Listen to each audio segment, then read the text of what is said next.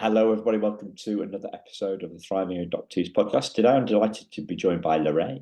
Hooray for Lorah. She's back again. Lorah, Gerald. Hey, Simon, my friend. It's been too long. Yes, it has. We're a foot away or about 3,500 miles away, 4,000 miles away. Yes, we Foot are. away But onto our ancestors are the same through DNA. I know that. through DNA. Through DNA. Yeah, and do you know Jude? Do you know Jude? Jude Hung in there. She works with the Fireside Adoptees people. I don't think personally, no. Okay. So we share ancestors with her. She's got some Irish roots too. And I went to Dublin yesterday. Not yesterday? No, last Friday. I went to Dublin last Friday to meet her for the day. So yeah, we had a good day. Wow. And we did a bit of a Facebook Live, which was a bit weird. But anyway, yeah, it's good. So trying to meet more people in person. Just trying to meet more adoptees, friends in person. Me too. I did that with the Adoptees Connect Tulsa group. Of course. So, yeah. Yeah. I saw your post. I saw your picture of that. Was the one guy there, if I remember rightly? Was it? No, he couldn't make it on Tuesday, but he did message me. So hopefully he'll be there next time. Yeah. Otherwise, it's all girls together, right? Yeah, right now it is. Yeah. But you being in the adoptee community kind of know that there's women more outnumber the men. Yeah. Why do you think that is? Well, I would say it's because men usually are raised to, you're the provider, you suck it up, you don't talk about it. And society has done great harm to men by making them explode out and not know how to communicate what their needs are so that they can be fulfilled themselves, besides always providing for others and not being allowed to provide for themselves. Right. My husband and I have been having this talk lately because he's feeling very stressed. And I'm like, well, what are you feeling stressed about? We need to find out what you need right now. And then he'll turn around and go, hey, you want me to cook you dinner or something? I'm like, do you want to cook me dinner, or are you doing it because you feel like you need to? Yeah. And I'm like, would you like me to cook you dinner tonight? Because we trade off, Yeah. And it's like, I can tell you're stressed. Maybe tonight is not the night that you cook. Maybe then tonight is the night you sit down. Yeah. Yeah. Here in the UK, there's a scary stat flying around that the biggest killer of men under 35, I think it is suicide, because we don't talk about our emotions. Right. We suck it up. But see, we wouldn't say that because we're British, Right, of course. Of course. Of course. The female Brits are like that too a lot. Well, we've got the stiff upper lip, right? So right, yeah. And that's the reason why there are very few Brits on this show, very few Brits. Is it? And have you heard that we're well, we think that you're American and you not you personally, right? Yeah, I know. You was we think we think that you overshare on your emotions, right? And we, some of us might say, "Oh, you've got a therapist. Have you not got any friends?" That would be a typical response from somebody. If I didn't have a therapist, I wouldn't have any friends. Oh, that's it the other way. Because my friends, if they became my therapist, they'd be like, "Oh dear Lord." Oh. Yeah. But well, here in the United States, look at who does all the mass shooting. Right? Yeah. It's men, typically, always, something like 99% of the time. Yeah. Yeah. Okay, I was going to go into a political thing now. Let's not do that. Yeah.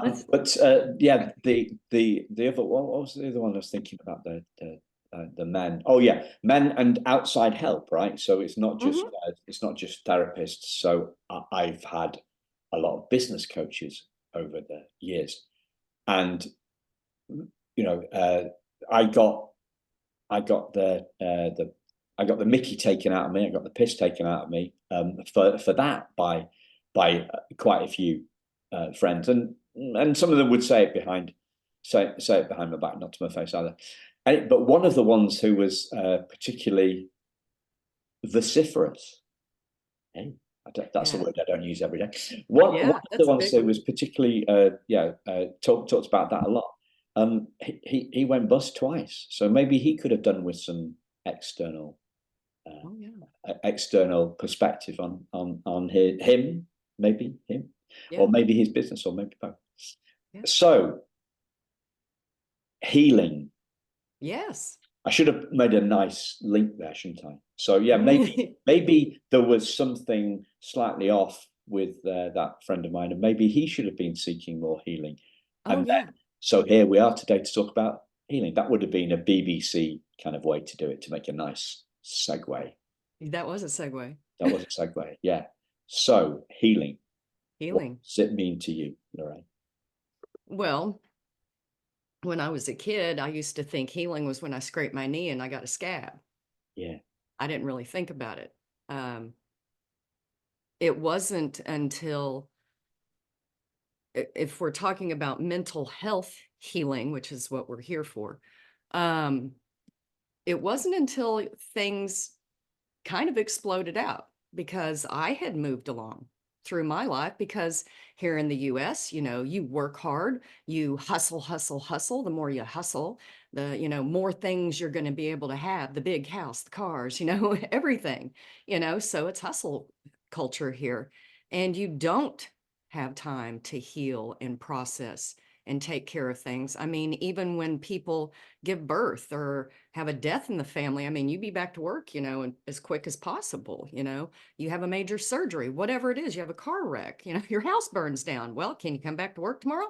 They don't allow for processing of how you actually feel. You literally have to go, well, I got to cram that down as fast as I possibly can. And that doesn't work.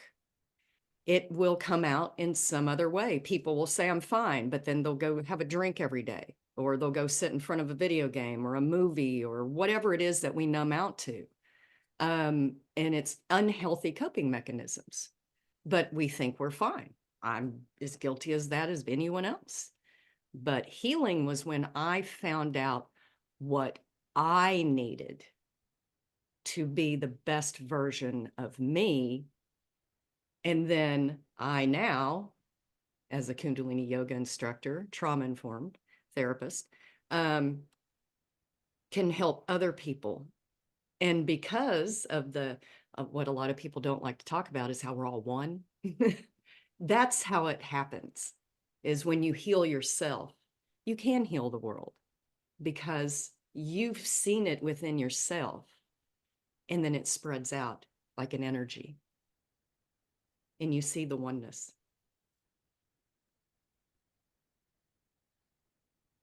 Do we see the wholeness as well?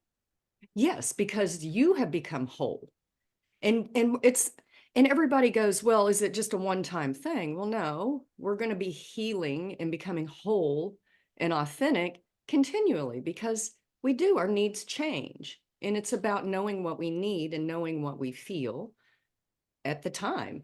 And that changes over time. So sometimes our belief systems will fall away, they'll die off, and new neural plasticity, our neurons fire new ways, and we're like, oh, wow, I have new information now, and how I used to feel isn't relevant now. I have this new way of thinking that is getting me to the highest vibration of myself, the highest me, the big me, the whole authentic me. Yeah. Have you done any parts? Have you done any parts therapy? Oh, many, many, many parts. Yeah. I did so much parts therapy, also known as internal family system, IFS. I did that with my therapist for a long time. And it was extremely helpful to me. When I talk about this in my yoga classes, you'll find the answers in the quiet parts. And with parts therapy, I got to go into the quiet parts and literally listen to the parts that were screaming inside of me, wanting attention. So like if I was angry, was I really angry at that person or was I angry at something else? And I would catch myself and I'd be like, oh, I'm not really angry at them. That's, whatever part of me needed attention. It wasn't being seen or heard properly. And so instead of lashing out now, I can go, okay, maybe I need to spend more time with me and figure out what's going on. Yeah.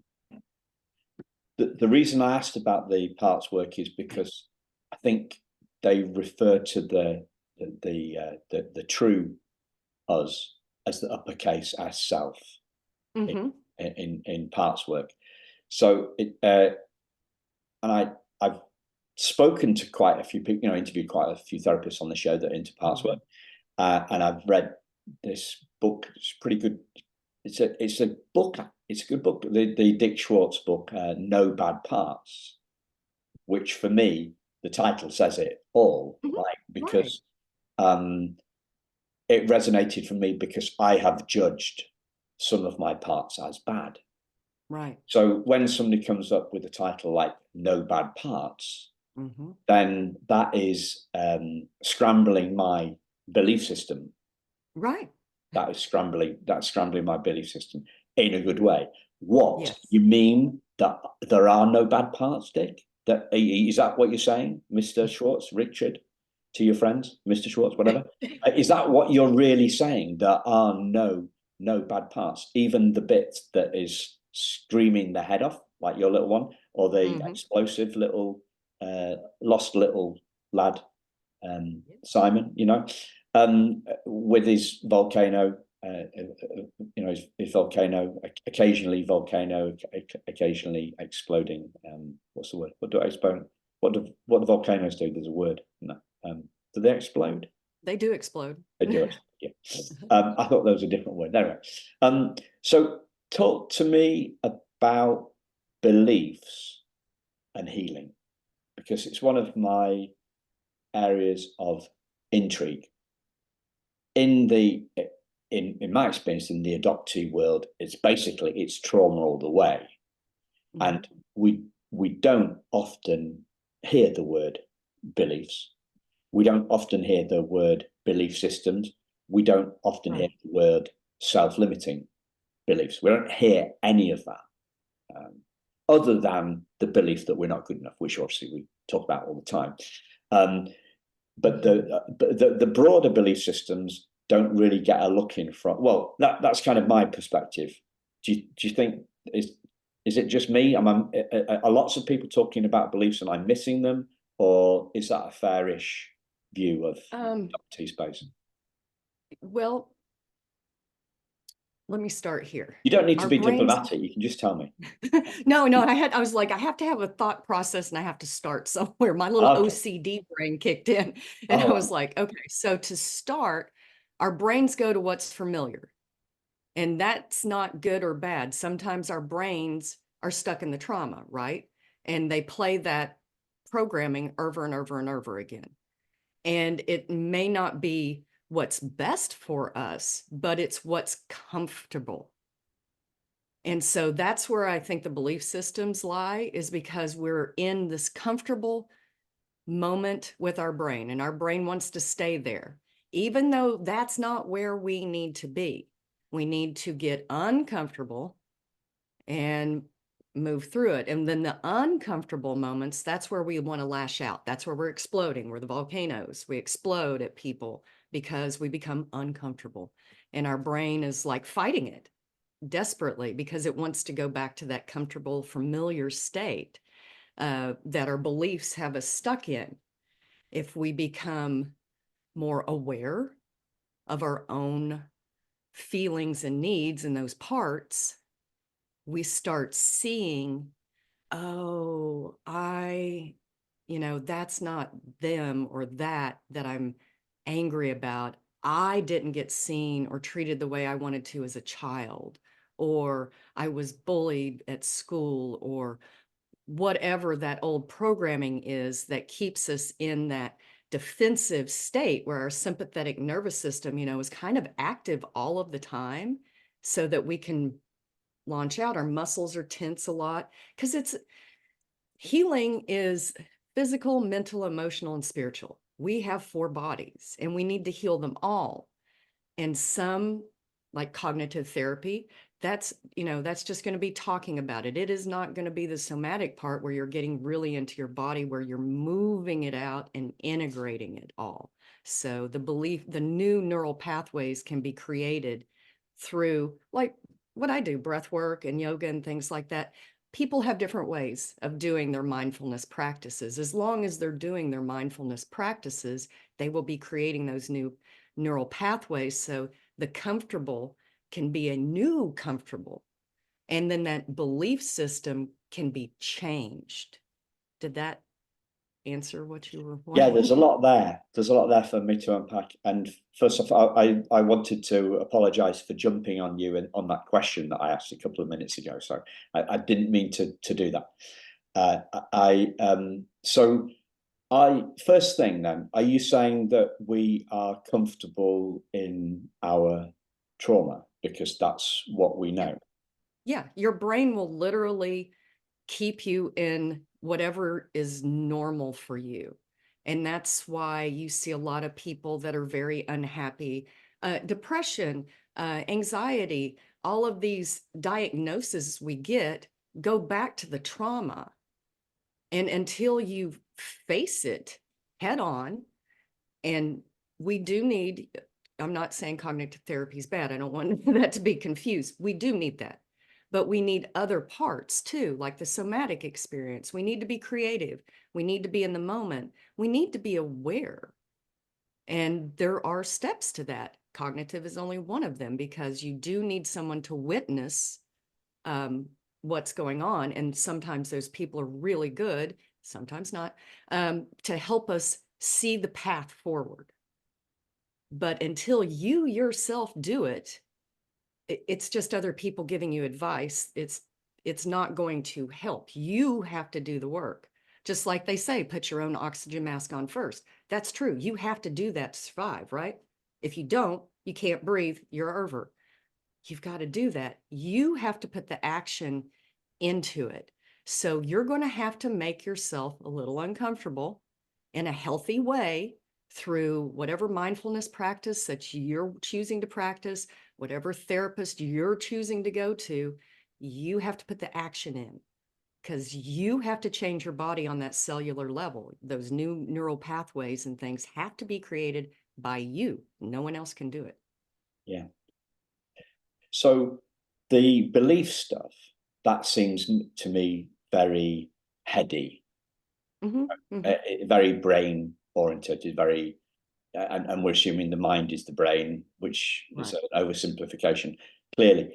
But we're looking at this from two angles with brain and body.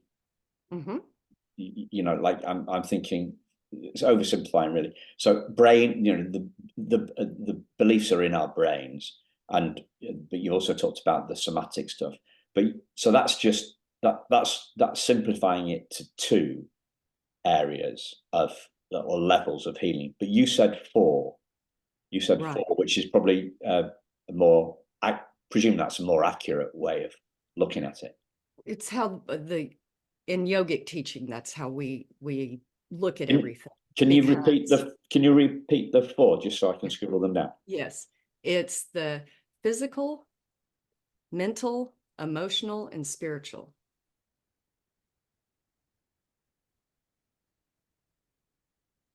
And spiritual. So the physical stuff is then like the body. The body. So that's like the somatic stuff and the breath work that you're talking about. Yeah. Right. The mental, we're talking about the belief, the story, the beliefs. Yes. The belief systems and the story, the story of us, and the narrative. Correct. The emotional stuff, what? Those are feelings. Those are your feelings. You know, like you get a gut feeling, or it made you sick to your stomach. You know, those are sayings that when something happens, you feel it truly in your gut Yeah. a lot, but your emotions are stored in your body. Yeah. The gut stuff, and then the spiritual one. Right. And So, that's where you feel bigger than yourself and you understand your part in the universe, or with, whatever term you use. yeah. So which bits do you think get under underexplored, shall we say, or overexplored, or to what extent do we get the balance? To what extent do we get the balance right across those four? How do you see that balance? Well, that definitely comes with work, because you could focus on one or the other. Like, if you're feeling sick a lot, you might go to a medical doctor that would treat you your body, and they might just give you a pill and say, okay, well, maybe your migraine, here's a pill for your migraine. But what was causing your migraine over and over? Why did it all of a sudden come up? Well, then you might want to go to the emotional part of it and go, like with parts therapy, and find out the underlying cause of the symptom, because that's what happens a lot, is we pill it out or numb it out, and we don't get down to the root of it. And then you go, oh, okay, my inner child is wounded. And then that's when the physical aspect, you're going to have to move that trauma out. So you're going to have to start doing a mindfulness practice, again, whatever it is, jogging, walking, whatever you're doing to actually integrate the physical aspect of it. And then you can usually move up to the spiritual, seeing more than yourself, Yeah. but how we are connected. So my take, presumably you've read Primal Wound, and Yes, I yeah, have. and you've read the follow-up book as well. I did not. No, okay. Interesting. We looked at some stats while I was online. Maybe it was on a conversation, but there's some the other day, and there's something like 1,400 reviews of the Primal Wound, but there's only 190 of the follow-up book, which is an interesting one. Yes. And from what I can recall of the follow-up book, it was all about the psychological, or to use this structure here, the mental stuff. It Mm-hmm. was all about that, and that may be my recollection may be off, right? Because it's a while since I read it. But for me, it was lacking lacking anything on the physical stuff. Probably touched on the emotional, because that's mental and emotional kind of go together. But on the spiritual stuff, she mentions it every now and then. She mentioned it at the start, I think, but I don't really remember much of that. So I think for me, that's, we're looking for the whole. I'm with you on the whole deal. We're looking at across at this the whole deal. So I've just started some somatic work, Good right? for Somatic therapy. you. Yeah. Um, and I'm sorry, The Body Keeps a Score is a good book that talks about kind of all of it. They don't really talk about the spirituality part of it, but they get the rest of it. yeah, I've listened to that, and yeah, it didn't really do a lot for me. But maybe that's because I'm just tuning out of my body, and maybe that's what I'm doing with the somatic therapy. Right? It's like it's difficult. I think to put logic and body stuff together. Yeah. Or I don't know what to say, but what I It did makes like sense. about the Richard Schwartz stuff, the IFS, so internal family systems. Richard Schwartz, founder, and then what they also call it parts work. It's all the same thing. Mhm. What I liked is that he did bring in that spiritual. So he was looking at mental, emotional, and spiritual, from what I can recall listening to the book, because he talks about this uppercase S self, doesn't he? As the essence of who we truly are, Right. and that bit that is beyond our thoughts and feelings, and not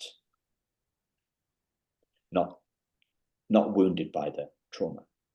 Right. Yeah. You can move about your day to day in the moment. And I always like to see it as we're just floating down a river. You know, things are going to go up and down, obviously, and we can even get some rapids in there, but we can still float above it and not be sucked down into it. Now, when you get sucked down into it, and that does happen, it does happen. I had a little spiral back earlier this year. I had a flu. I couldn't work out. I was sick. I started getting depressed. But I knew why this time. So that's part of the healing now, is even when you get really down, you can go, I know what this is. Don't listen to the lie. Bring yourself back out of it. And of course, the minute I could start working out, it started helping me. I started pulling myself out of the dark place. So this is And of course, clearly, I was feeling better too, yeah, physically. So, but it's almost sounds almost childlike simplistic to say it, but I'm going to say it anyway. I've started, so I'll finish. But we are talking mind, body, soul connection here, you know. So if we are low by sickness, then often we're low psychologically, which is, yeah, nobody's brought everything together, have they? well, the yogis have. In the adoptee world, I mean, no one's bringing all the bits. I teach this in my class, that we have to work on all of this together, because one or the other, it's only going to affect that one part, and we really are everything.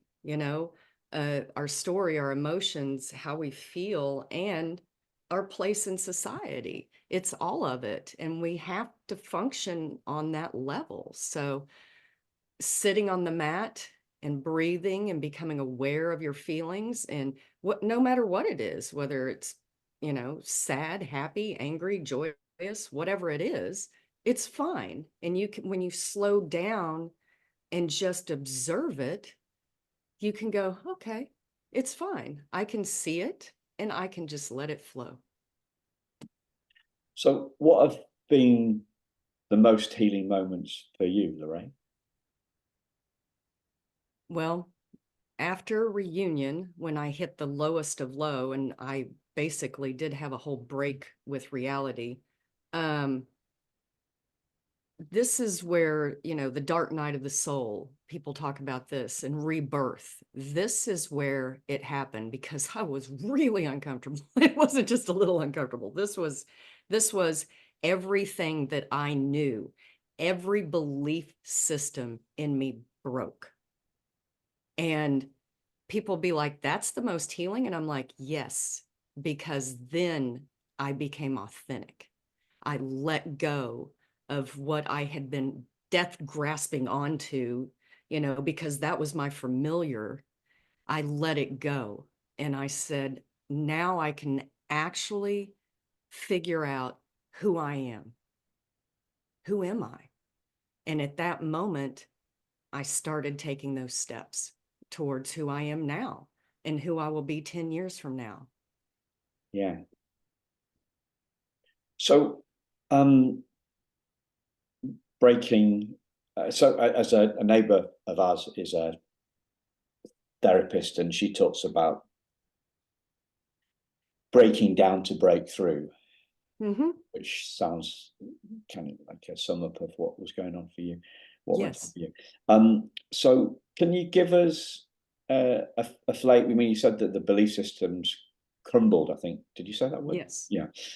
So can you give us an example of the belief systems that crumbled, or what changed for you? Just a bit more, just paint us some detail onto. Well, it was mainly about who I was as an adopted person. I grew up with a family that loved me, but I was not like them. I never got to talk about really any of my feelings, because you're adopted, you're one of us, it's just wasn't talked about.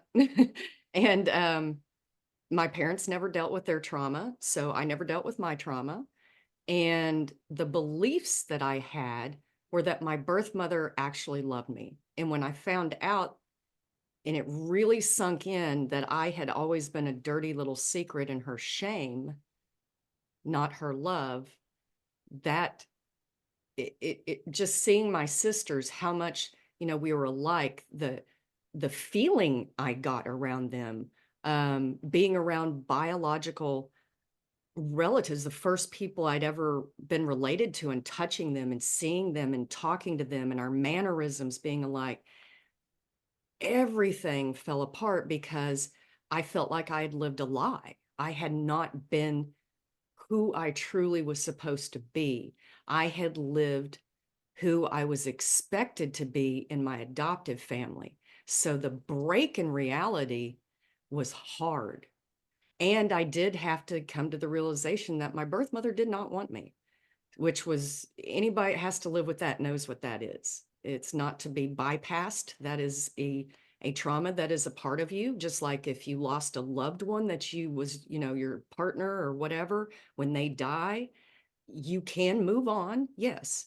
But there is something inside of you that is, it has the, you know, the kintsugi, the crack, and you've filled it back up with the gold, but it's still a crack in there. Doesn't mean you're not whole, you are, but it's a part of you now. So that it was a part of me that I had to accept that it was her that couldn't face it. And I had to move on without her and that shame. So I had to let that go. Just like I had to let the guilt go of how I felt about my adoptive parents.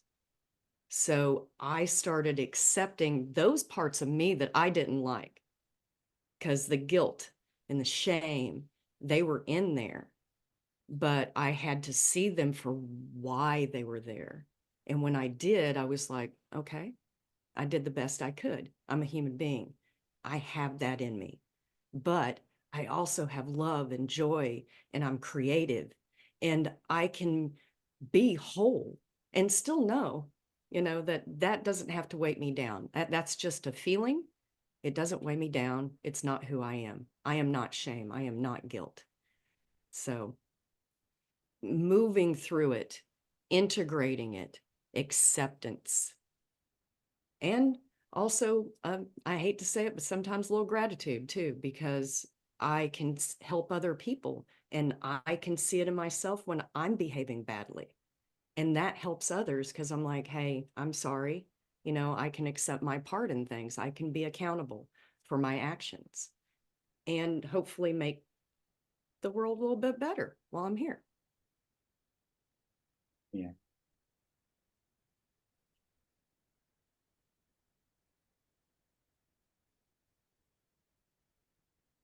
Yeah. Wow. It's you got me on, you got me some tears starting up. Just, you know, this thing. Mm-hmm. So my most healing moment was really realizing that my birth mother did love me. I thought that she Right. hadn't loved me, And she did. and she did. And you had the 180-degree experience the other way. Yeah. Wow. And it's okay. It's okay. I've, I've I've got dealt with it. I've got I've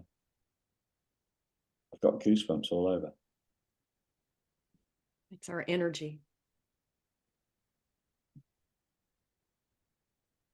I had this weird thing happen to me about 2 weeks ago. I got this tingly feeling, bit like I'm feeling now, from a good thing, you know, from a good thing, a good feeling, a good thought, or, you know, something uplifting, right?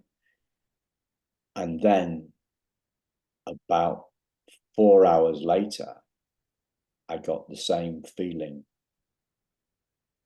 when somebody surprised me coming the other way, when I was walking the dog. I had the same tingly feeling. So the tingly feeling, I thought the tingly feeling was equals good thing, but the tingly thinking, the tingly feeling was actually shock and surprise. I was walking with my head down, you know, changing, selecting new podcasts to listen to or whatever I was doing, sending myself an email. That's what I do, right? If I'm out and I'm listening to a podcast and I hear an idea, I send myself an email and then I read it down. So the same feeling, the same physical sensation was actually to do with a good thing and a bad thing. And that really messed my mind up, because I thought, you know, physical sensations were always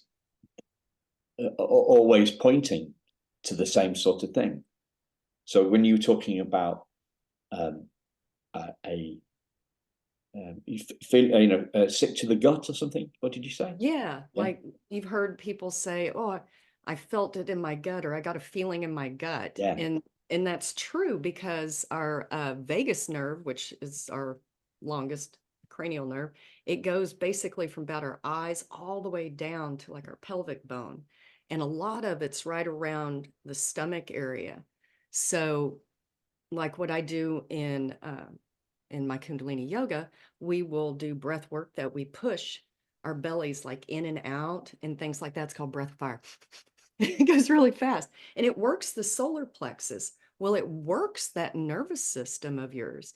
Just like when we're doing left nostril breathing, it's affecting our right hemisphere, which is the parasympathetic, and then vice versa. Right goes to the left hemisphere, which is the sympathetic. And we'll do opposite nose breathing, affecting the nervous system back and forth. So when someone startles you and that sympathetic goes off, the parasympathetic can come back into play and balance you back out quicker, because you've been practicing this all the time. That's why yoga is called a practice. You don't someday win yoga. You know, it's not like you win a race or something. You practice yoga. It is, I try really hard to get this through to people, and I'm going to throw a little joke in there too, but there are things we're supposed to do every single day. We're supposed to eat, sleep, poop, and we're supposed to move our bodies. We have to do something physical, whether it's walking the dog, like you said, practicing yoga. If we don't move our bodies, get that nervous system going back and forth, when the shit hits the fan, we're going to lose it. We're not going to, you know, our brains aren't going to kick on and go, okay, we've done this. We're ready. We've practiced this, you know. The sympathetic is flooding our nervous system right now. Don't let our frontal cortex go offline, because then we're going to panic and we're going to lose it. So we're going to breathe now, you know, and we calm it down and go, okay, I can think. Even though you might be in the middle of shaking or whatever it is, you can go, I can think my way through this, because I'm going to follow my breath and I'm going to make it through this because I know I can. But people that don't practice these things in their body and become aware of it, they're the ones that are more likely to go off the deep end, because once that sympathetic nervous system, which is the primal, that's our primal brain, it's going to keep us safe. You know, if it gets stuck, which is what happens to a lot of adoptees, our parasympathetic just, you know, it can't come back online. So that's the brain body. All of it, kind of threw a little bit all of it at you at one time there. So we've looked at healing on 4 different levels then: physical, mental, emotional, and spiritual. Now, I was chatting to a fellow doctor, and I think this was for it was like a pre-interview conversation, not actually an interview, on Monday. So we're doing this on a Thursday, and she had another one, which was she called it I think she called it relational or social, and I thought that, because I started off with basically psychological and spiritual, right? So that I'm working on this healing framework at the moment, and I think you've added I think you've responded to the question. I can't remember, my brain's addled. But so when I was looking at this healing framework, I started off with 2, right? Spiritual healing and psychological healing. Then I went to kind of 3, because I thought, well, mind, body, soul.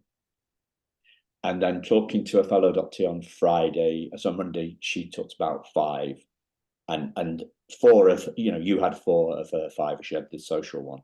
So what does the social one and the relational one mean to you?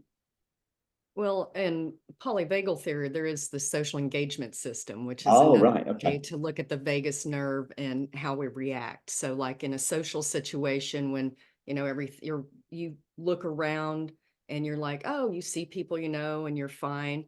Your nervous system is calm, but then a tiger comes out of the bush. That's when the nervous system starts doing other things. But the social engagement is where we typically are in that neutral state with the relationships that we are with in our home. Hopefully we're in a safe space there. When we go out, we look around and go, are we safe here? Yeah. And that varies from wherever we are. If we're at the grocery store, we hope we're safe. Not always in the United States, but Yeah. we should be able to feel safe enough to go to a store or a restaurant or wherever and relax our nervous system and be in the moment so that we can have those relationships, like we are now. We're talking on Zoom. We're Yeah. not in the same room, but we're having a conversation. I feel safe. My nervous system's all just fine. I'm flowing down the river because I'm talking to my buddy Simon. Everything's going good now. I'm in that neutral zone. People always think you have to be super happy, but that's a higher level energy. And if you're in that ecstatic state all the time, that's kind of a mania. It's not sustainable. But I'm not saying don't be happy or anything. That's not what I'm saying. But you know what I'm talking about. That's way up here. We're supposed to just kind of flow along and notice and be in the moment. Yeah. A mentor of mine used to say that high tide and low tide, no, happiness and sadness are merely the high and low tide of a big sea called contentment. Yeah. Oh, I love that. That's good, isn't it? Yeah, that's Thank good. you. I better name check him. This guy called Richard Wilkins. So I wanted to go back to earlier in the conversation then. So when you were taking, you were just I think you were just thinking of a response to my question, and I jumped in. Do you remember it? No, I don't. No. Oh, that's good. But I kind of jumped in, and you said, "Oh no, I'm just figuring it." So obviously, I thought I kind of triggered some. When you're talking about polyvagal stuff, right, and social thing, as you were talking about it, I thought, maybe that's what I did with. I asked a question too quickly. Oh, yeah. Yeah. Okay. Yeah. But it didn't. You see. So I sometimes have caused no upset, but I think I have. Yeah. But sometimes I haven't. I have caused. Sorry, I get it both. I get it wrong sometimes. Like I cause I cause some upset, and I have no idea I've caused it. And sometimes I think I've caused upset when I haven't caused anything at all. So Yeah. it's a I bit think we're good. yeah. I think we're good. Good. We're good. So I want to go back to the well, so that's interesting then. So if you look at listeners, if you looking at these 5 areas of your healing: physical, mental, emotional, spiritual, and relational, then maybe take a bit of a dive into the polyvagal stuff, because that might give you some insights and some healing moments in that, as Lorah said. But I want to kind of, I slightly hesitating to ask this question, but I've started, so I finished, right? You said that your world fell apart when you realized that your birth mother didn't love you.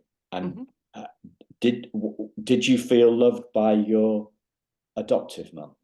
Yeah, I did, but this one is one that's really hard to kind of describe, because she loved me almost obsessively.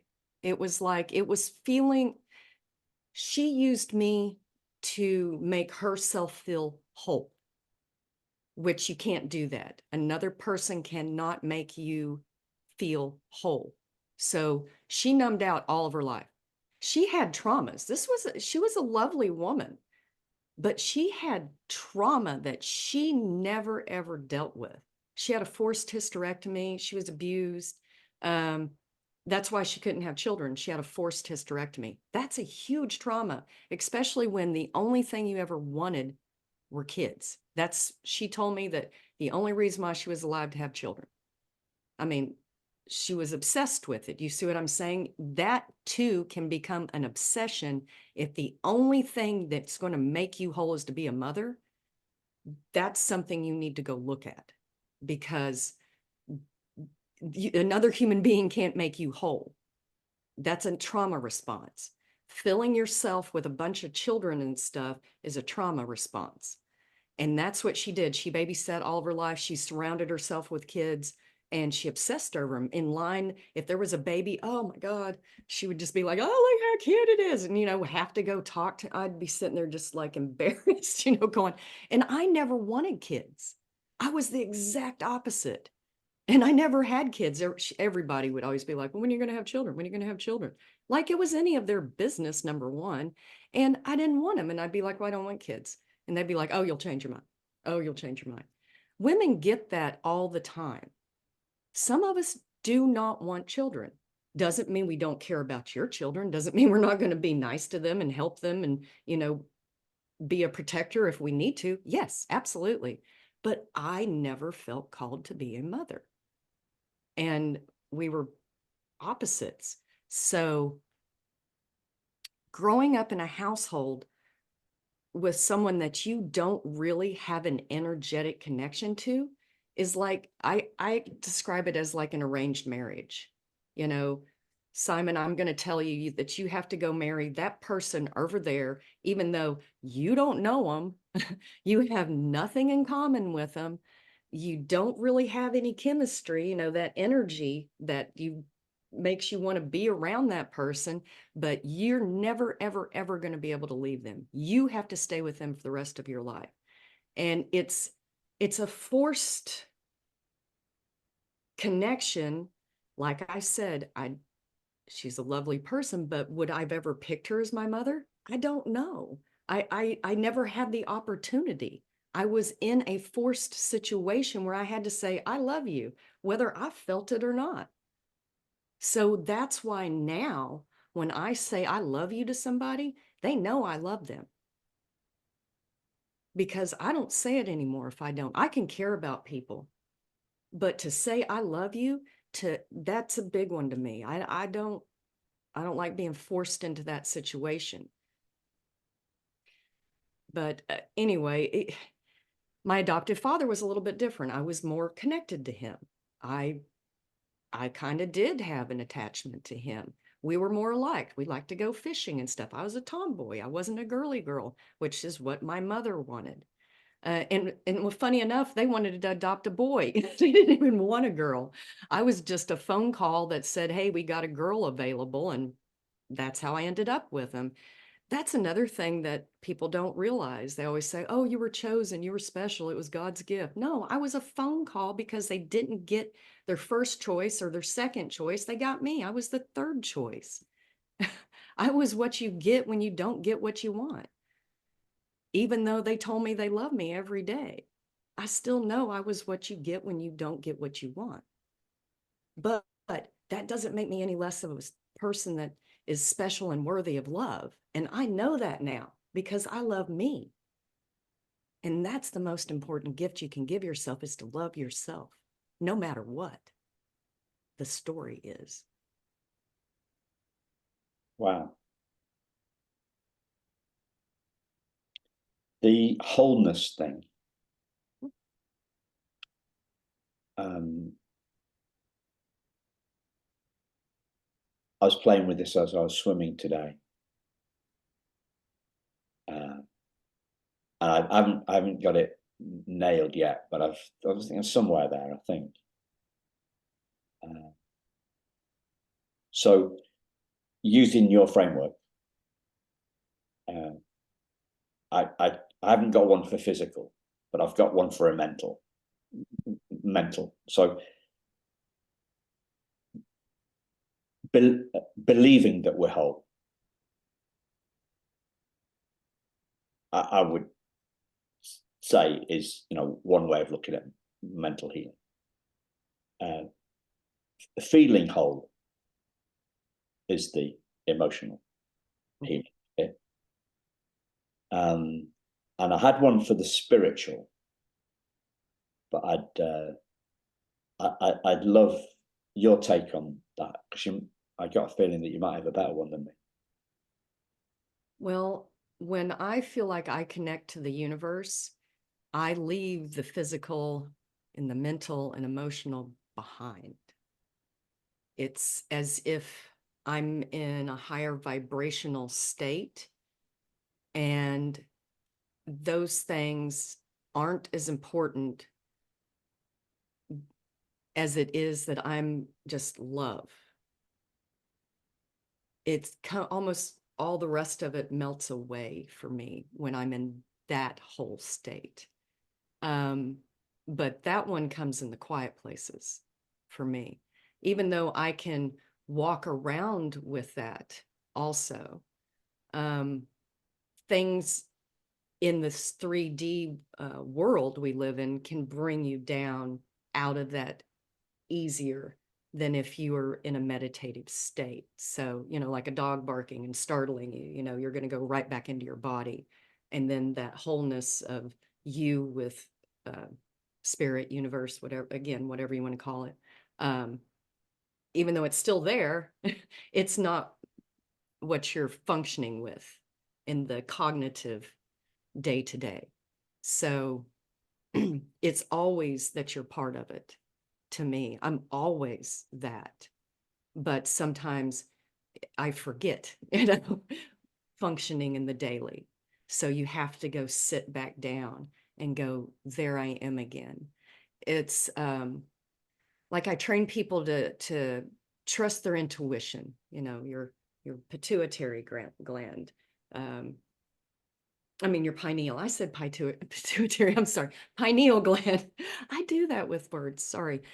Where you can connect, and you practice strengthening that gland so that when you have an intuitive thought, where something in your gut, when we were talking about this earlier, I'm going to digress back to that. When you feel it, when something says go right instead of left, and you're like going, wow, this is really making me feel like I need to do this instead of that. That's how you discern your truth, the truth. And you have to have that intuitiveness and trust it enough. And again, that is one of those higher level holes, because it's sometimes not easy to trust your intuition, because sometimes everything around you, or who you're around, or what you're consuming, through media or books or music, whatever it is, through your art, whatever it is, sometimes they're telling you other things, and it might not be your truth. You have to discern it, and you're going to have that wholeness, which you're going to feel it, and then you have to trust and move forward. But it is, to me, a completely almost outside of the physical sometimes, but you'll feel it when you trust it. What were you going to say? I want to hear yours. Being whole. Yeah.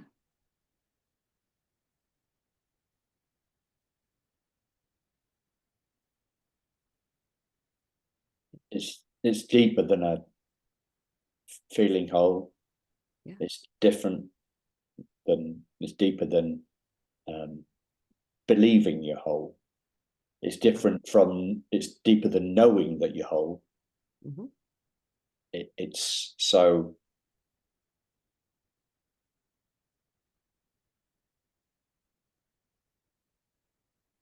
got into this conversation with Heidi on By the Root podcast when she was interviewing me, and she was asking me a how question with regard to wholeness, and I'd never thought about it this way, but until she asked it. So I used to think that understanding was a yes or a no. right? Do you know that 2 times 2 is 4? Do you know that the capital of Paris, sorry, the capital of France is Paris? Mhm. And it's a yes or a no. And we live in a digital world, obviously, with the screens and everything. So everything is a digit. It's either 1 or a 0, right? It's really, really simple. But when we talk about something like understanding our wholeness, right? So I'm slowing down a bit because I'm trying to remember, trying to fit that conversation with what's coming on for me, right? So here's one way of looking at it, right? So an understanding could be something that we get in our head, right, as an idea, something that we get in our heart as a feeling understanding, and something that we get in our bones, right? So you've got understanding, head, heart, bones. And then you've got something that, another way of looking at it would be something, okay, I've glimpsed my wholeness, or I have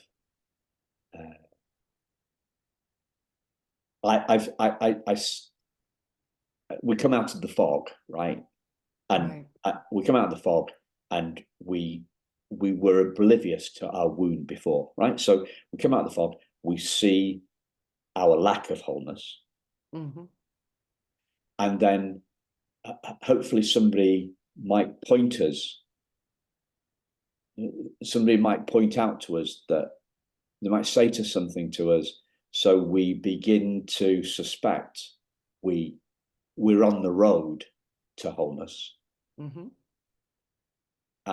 or we'd like to take wholeness out for a test drive, and then we see it, we get a bit more of a glimpse of it, and then we have a very profound moment when it transfers from becoming a theory to a felt understanding, and then we forget it. We forget our wholeness, and we feel wounded again. But then we remember our wholeness, and the next time we feel wounded, it hurts a little less. And then for the rest of our lives, we are forgetting our wholeness, remembering our wholeness, forgetting our wholeness. The dips. The dips. Yeah. And they go up and down. I forgot, I had to show you something. I forgot it was sitting right here. Here's my parts board. Right, okay. I made, because being the creative person I am, I actually made my parts for my therapist. So let me see if I can do a screenshot. And say, hold it still. Yeah, got it. So there's a screenshot, listeners, because otherwise that comment wouldn't make much sense. There you are, a little bit of an insight there. So how would you like to bring this in? That was a way after talking about it, I just kind of wrote my parts down, because that's part of parts therapy. You write your parts down, you get to know them, you name them, So I just happened to have like a whole bunch going on at one time. They're not all called Lorah, though. Yeah, there was a whole bunch. Some people, are going to pick out like 3 to 5, Right. you don't have to do like 16 like I did. Yeah. I went overboard. Yeah, but I'm an she's overachiever. overachieving. Yeah, an overachieving adoptee. Yeah. Yeah, it's a trauma response. I said, was this a trauma response? But it was funny. But I went beyond just writing it down, and I made artwork out of it, because being creative is who I am. And it was one of those parts that needed to see it and put colors to it and stuff. I wanted to get to know him a little bit more on a different level. So while I was doing it, I started tapping into that part of me. and just, what color are you? What do you feel, And that was how I stepped into just a different part of parts therapy.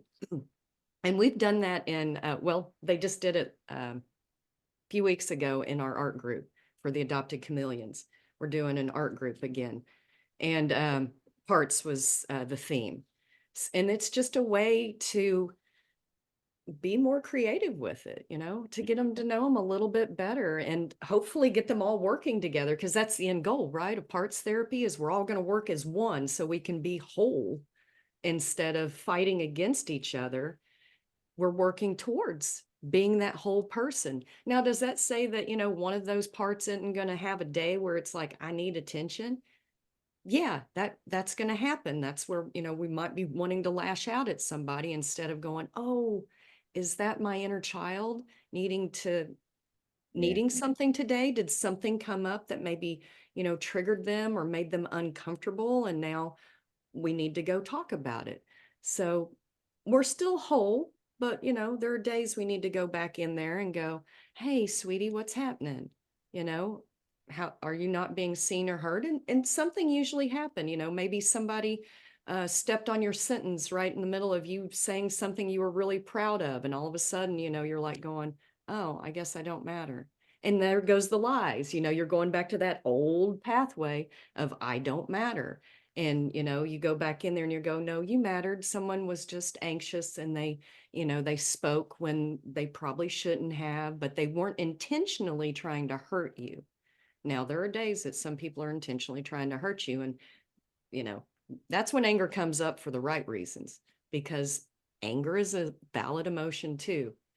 Think of activists. You think they're out there happy? No, they're angry. They're using their anger to change things for the better, and all the parts are whole. We're all whole. We're all needed. Every one of those parts are needed.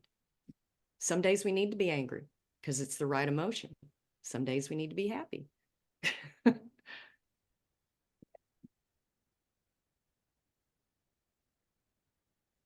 We don't hear that word whole a lot, do we? I used to hear it all the time because I worked at Whole Foods Market. The marketing managers. Whole was a part of my world, corporate world, for many years. Yeah. But you're right, in the mental part of it, yeah. Wholeness is often overlooked unless you're doing some parts work and you're seeing that goal of us all working as one cohesive unit, being whole.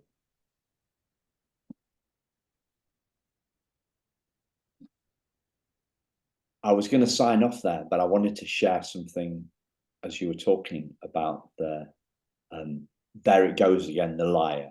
What was it that you said? Oh, the tiger jumping out of the bush, that's why we have that primal part of our nervous system, because it used to protect us.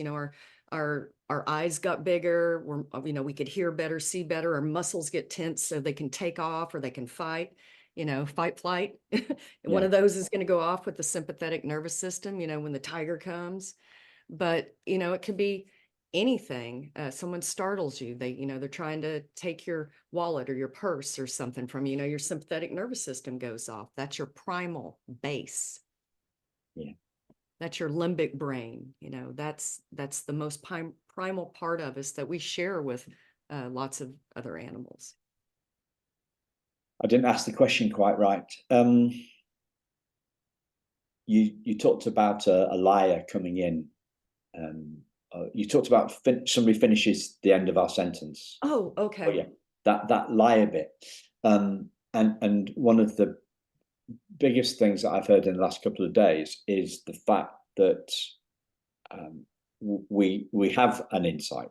Okay, we see our wholeness. Okay, and then the liar comes in saying we're not whole again, Mm-hmm. and we believe it, we fall for it. Mm-hmm. So it's like this isn't once and done. Right. Graceful. Simon needs to be graceful. I need to be graceful. I need to have grace for myself when I forget my wholeness, right? Yes. Yeah. Because in the perfection driven world, then forgetting something that you think you've seen pretty deeply is a reason to beat is in my world is a reason to beat myself up. Yeah. That makes sense. Yeah, and that's going back to the old programming, the Yes. programming that we were familiar with, Yes. that we're reworking into new familiar, that no, we the lies that we weren't worthy are going to be changed over to the new neural pathways of we are worthy. Yes, we are, Yes. but it does go back. Sometimes it goes back to the old wiring. Just like you're working on a computer and sometimes it's not working. You have to unplug it and replug it back in. Yeah. Switch it back over to get it functioning right. Like the flu did to me, something like that can happen to us, or we get triggered somehow and then we go right back to the old familiar instead of staying in the new familiar. And the new familiar has to be taken care of, like you said, giving it grace. So the new familiar does not stop the old familiar. Well, if you've spent 50 years believing one thing and only maybe 5 years believing something new, I don't know the brain science of that. I would have to go study on that one. But I do know that we can rewrite old programming. I mean, that's neuroplasticity. We can change the old into something new and take us out of the trauma that is causing the symptoms, the depression, the anxiety, those things. We can alleviate it. Is it always going to be gone? No, because it's part of us, especially if we have CPTSD. Or adoptees specifically with the separation of mother at birth, that is, well, that's the primal wound that we talk of, the initial separation. And it is a part of us. Does it make us who we are? No, we're other things, but that wound is there. Doesn't mean that we have to keep picking at it, but sometimes we'll go back into it. And we do. Well, as adoptees, we have reunion, we meet new family members. So it's brand new, right? That trauma, this is someone I don't know. It's, I met a sister, I met an uncle, I met a cousin. This is a whole new thing. And those emotions are going to come back in. But with that new programming, we can move through the shock of all those emotions and feelings we have in a more graceful way and flow with it. It doesn't mean that it's not going to take us down maybe for a second or two, but with practice, those new neural pathways will go, hey, over here, we can do this. You're still worthy. I know that right now you're feeling a lot of things with this new information, but let's go ahead and remember that we are love, we are loved, and we are worthy. And if you have to keep saying it over and over again, good, because repetition is how we learn things. Think about how Olympic athletes become as good as they are. They do it over and over and over and over and over and over again, right? That's what we have to do with those lies that we tell ourselves. We have to go, nope, we are worthy, we are loved, we are whole. And with repetition, with practice, through yoga, for whatever mindfulness practice you're doing, through your creativity, through all of it, that's who you become. Brilliant. Thanks, Lorah. Thanks, listeners. Simon. We'll speak to you again very soon. Take care.